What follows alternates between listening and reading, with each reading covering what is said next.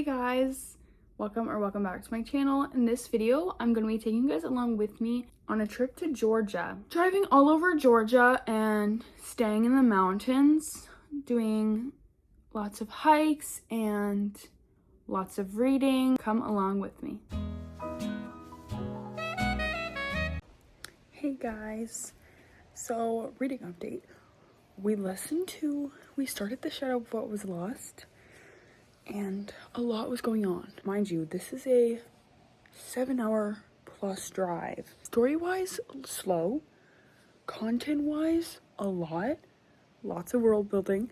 So, took a little pause on that. Do want to go back to it, most likely, because I heard that the series is really good. We started Red Rising. We got a little bit in, and we were like, don't know if this is exactly what we're wanting right now. You guys know, I jump all over the place with reading. I'll read a little bit of this and then on to the freaking next, and I'll just come back, or softy enough and then come back later, or hardy enough and never revisit it again. Then we decided to listen to Dark Matter. This is crazy. This is like a sci-fi thriller, which I've never read something of the sort. As you may know, if you've watched a good portion of my videos, I don't like sci-fi.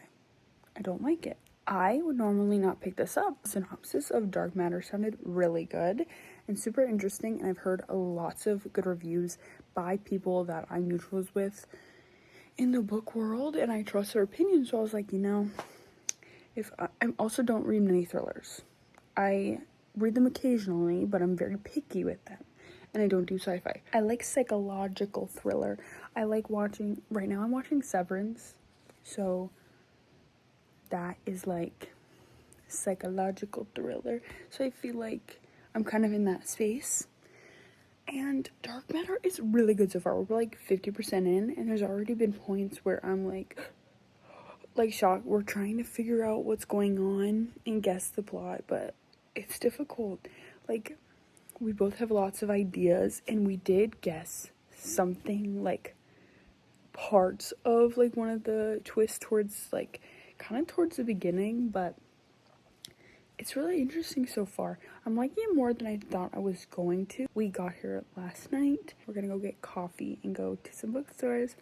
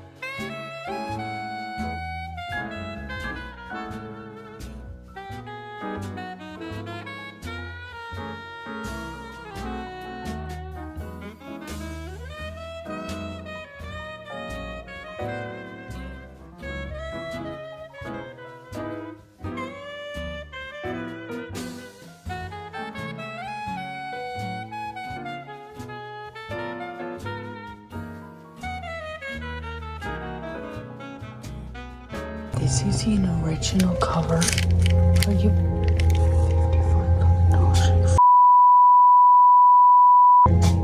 Have you lost your ever-loving mind?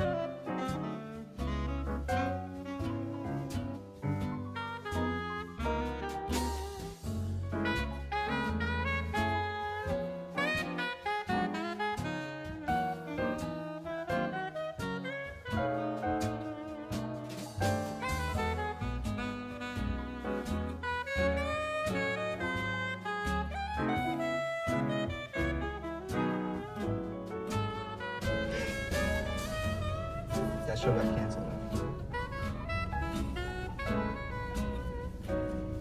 We're going back home.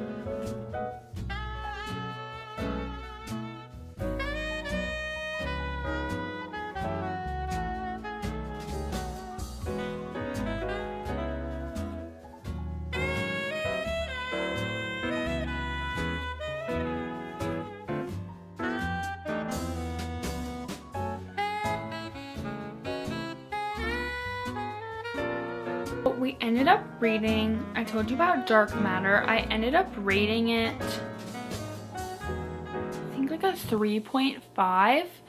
I liked it. It's just not something I would necessarily pick up, but it was interesting.